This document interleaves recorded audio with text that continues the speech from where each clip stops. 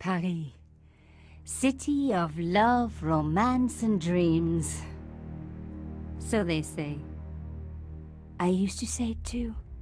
But ever since that day, the day of the murder, I've always associated my beloved Paris with death.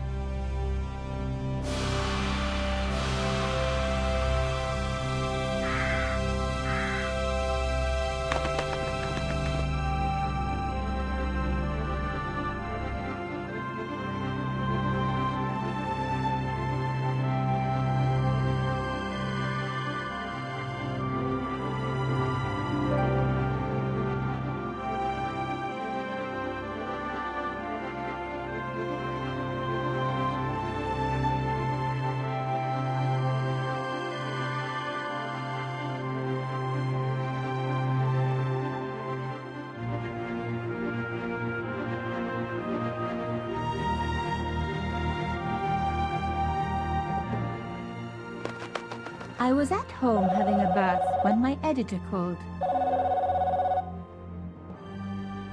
Collard, get your ass over to the Palais Royale now. You got an interview. With Pierre Carchon. Yes, the Pierre Carchon. No photos, so leave your gear at home. He asked for you personally. Don't ask me why. Anyhow, this could be big, so if he makes a pass, don't forget. Just smile, say yes, and keep taking notes. So charming and so very apt. Pierre Carchon was a media king, a national hero, and one of the most infamous adulterers in Europe. He and his wife Imelda were just one step down from royalty. Whoa, I hate mimes, but unless you humor them, they don't go away.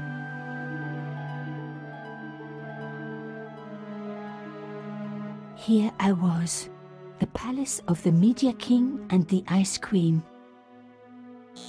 I pressed the doorbell and set in motion a chain of events which would change my life forever. Yes? What is it? Madame, my name is Nico Collard. I'm here to see Monsieur Carchon. Come up, we're on the first floor.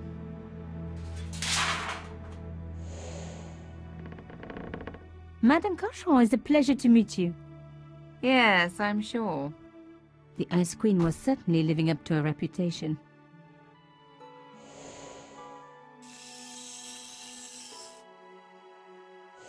Will you be staying for the interview? Mademoiselle, I know little of my husband's business affairs, and I care even less.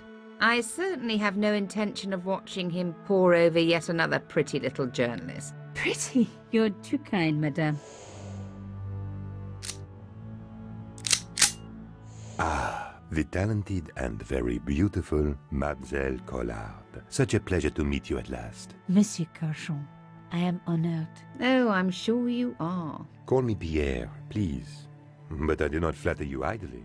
I was a friend of your father. He was a great man. My father? He never mentioned. He and I were very close. And then his death. So tragic. I must... Imelda, your damned cat's in my study again. Another Ming vase, I suppose. Excuse me for one moment, my dear girl. You journalists are getting younger each year. Perhaps it's the rest of the world getting older, madame. That was no cat. My God, what? Monsieur Carchon!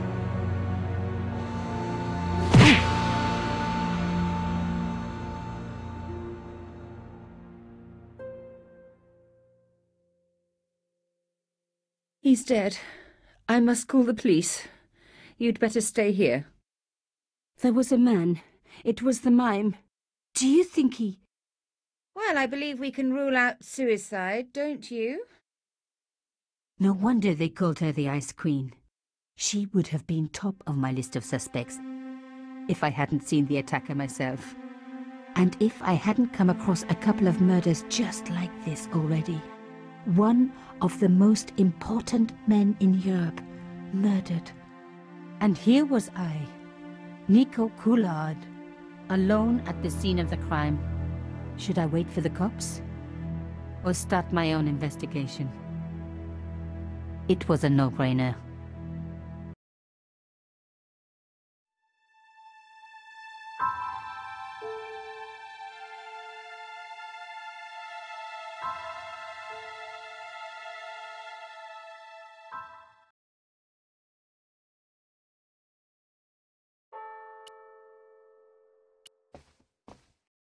The bookcase was filled with obscure first editions.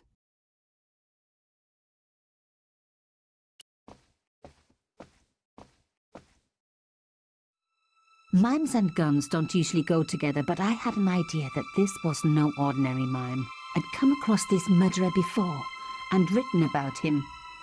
The costume killer, at least that's what I'd called him.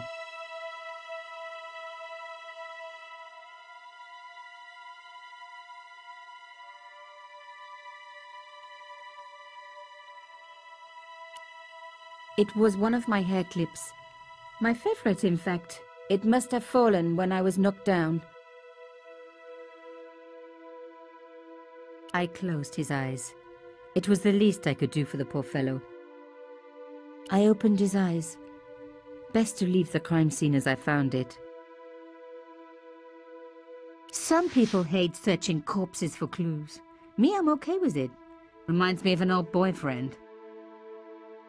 Carchon had been shot. In his pocket, I found a ticket stamped Bateau de la Conciergerie. Taking the ticket meant I'd tampered with the evidence. There was no going back now.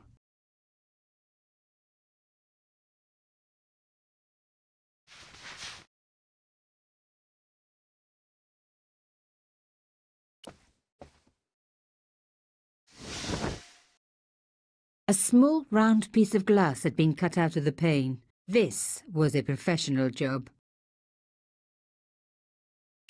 I didn't want to cut myself and leave blood on the glass. Call me old-fashioned, but I like to keep my DNA to myself.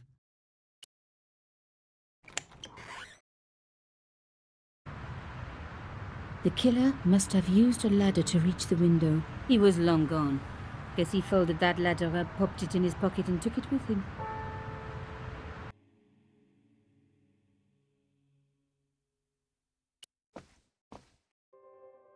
The police could turn up at any minute. Somewhere there were clues to the murder, and I needed to find them.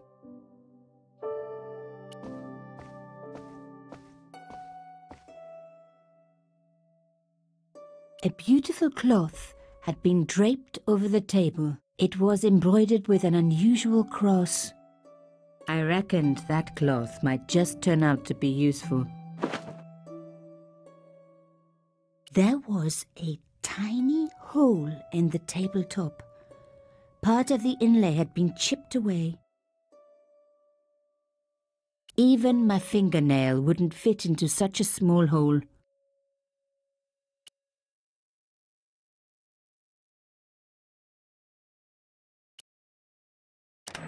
Aha! Nico, you are just so damn good at this stuff. Instead of comforting Imelda, I was ransacking her flat. Why? Because there was something going on here, and I had to get answers before the cops arrived. And hey, she'd been rude to me, so she had it coming.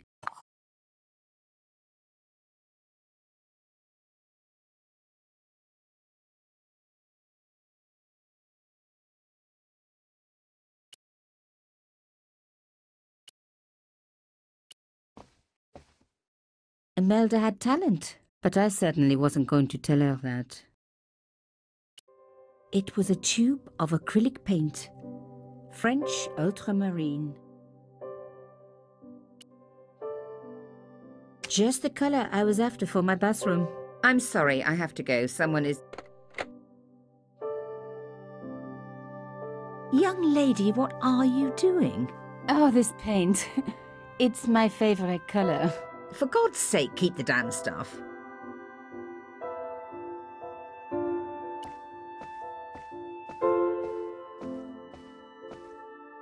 Imelda looked shocked, but still every bit as hostile. Excuse me, madame. Yes? I am so sorry for your loss, madame. No, you're not. You're a journalist. Journalists don't feel sorry. Not true. We shall see. Why did your husband send for me? What did he want to discuss? I have no idea. His business was his business. He never told you anything. No, and frankly, I preferred it that way. How did your husband know my father? I have no idea. You didn't know him? Thierry Collard? Pierre knew a lot of people I didn't know, most of them women. Why would a mime want to kill your husband? Pierre had plenty of enemies. Half the husbands in Paris for a start. This is quite a scoop for you. I suppose you're already inventing the headlines. Just because I am a journalist. Don't patronize me. You're all cut from the same cloth. Do you have any moral sense at all? Yes, that's why I do this job. You do it to see your name in print. As if my editor gets the byline, I just do the work. Well, don't expect my sympathy.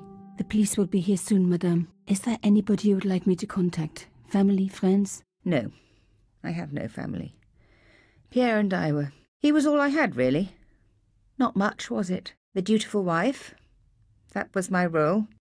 He never talked, never let me in. I know one thing, madame. What? If you want to find out who killed your husband, then you let me do the job, not the police. Why? How do I know I can trust you? Your husband invited me here today because he needed me. I think he knew somebody wanted to kill him, and he knew I could help. I doubt it was your database he was after. You're wrong. I was onto his killers already, I am sure of it. Please, you owe it to him. I don't know. All I need is a few more minutes to look around before the police come. You really do have a moral sense, don't you? I trust so few people. And perhaps Pierre really did think that you could help. Of course it wouldn't have stopped him seducing you too. Here, take this. It's the key to the drawing room next to the library at the end of the hall. It was Pierre's room. I rarely went in there. I couldn't. I was too scared of what I might find. Thank you. I promise you won't regret this.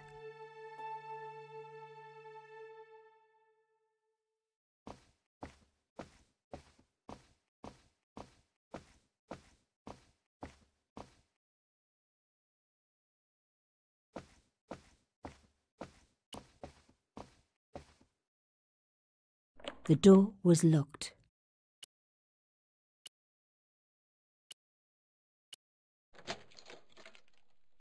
Now we were getting somewhere.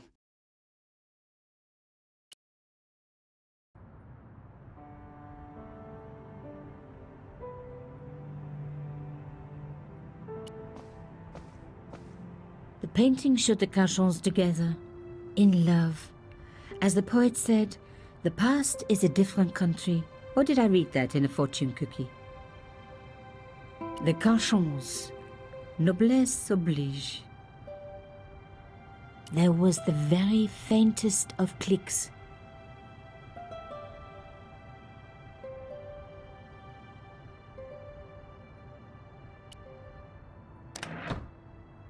Behind the picture was a safe.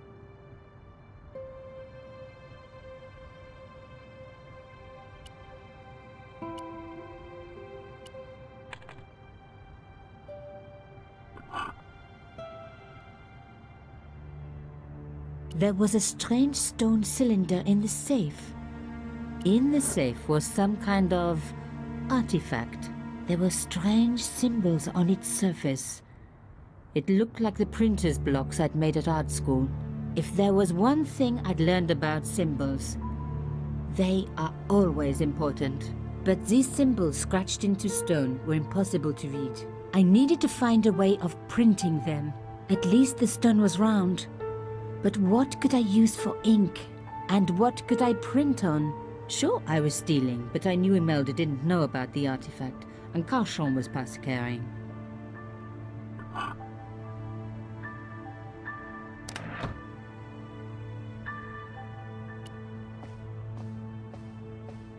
The sofa was antique. For one horrible moment, I had an image of a naked Carchon wriggling around on it with a young journalist. Oh.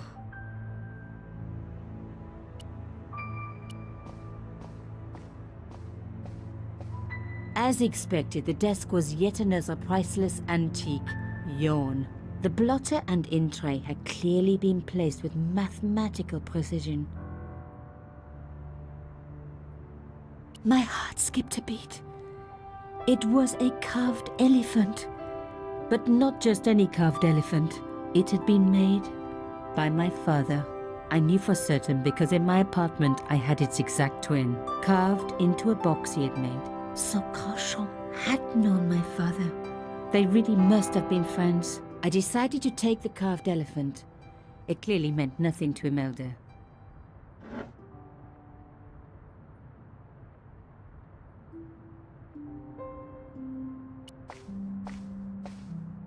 It was a sheet of blotting paper in a leather holder. Its cracked surface looked ancient, reminded me of its owner. I didn't need a sheet of blotting paper. Not while it was blank.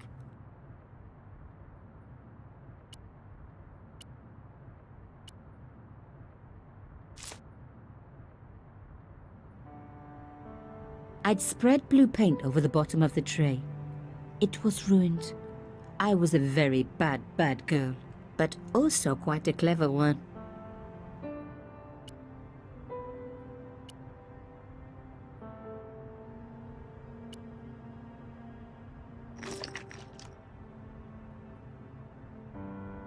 I rolled the artifact in the paint until it was completely coated.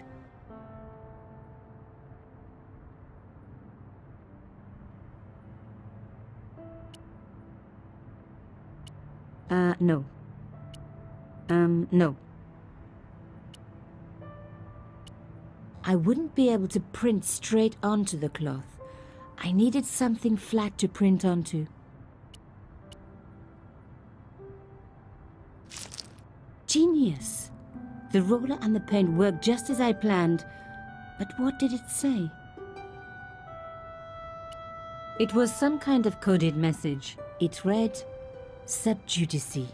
I may not have learned a lot as a journalist, but that was a term I knew well. It means a legal case that is before the courts. Below it was a sequence of letters that made no sense. I suddenly realized there was a connection between the boat ticket and the coded message. The boat ticket was stamped Bateau de la Conciergerie. The Conciergerie on the Ile de la Cité, by the river, housed the ancient law courts. So, sub judice could in this case mean literally under the law courts, below the Conciergerie. I was pretty sure I'd found all I could here. And besides, all this opulence was making me pine for my regular life of poverty. This was a huge story. It was also one heck of a puzzle with a lot of pieces missing. But I was going to crack it. And if I could just remember the name of that fancy prize you get for being an ace journalist, I was definitely going to win it this time.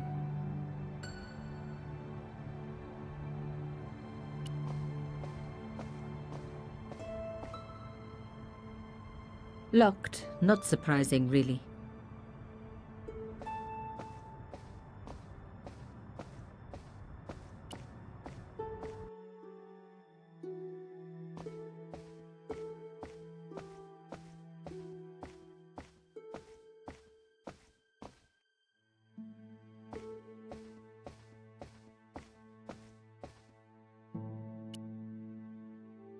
Did you find anything useful? This carving, do you know anything about it? It was Pierre's. What does the statue have to do with... Please, I need to know. He was given it by a friend, something to do with Africa. He never explained any more. No, but I think it was important to him, always on display. Why? It was carved by my father. Oh, I see. I didn't know. Imelda, I will do everything I can to find the killer. Thank you, my dear. And if the police ask... Don't worry. You were never here. Sub judice was the key. I was going to have to find a way under the Conciergerie. I decided to head straight for the quayside on the Ile de la Cité. If there was a way of getting under the Conciergerie, it would have to be from there.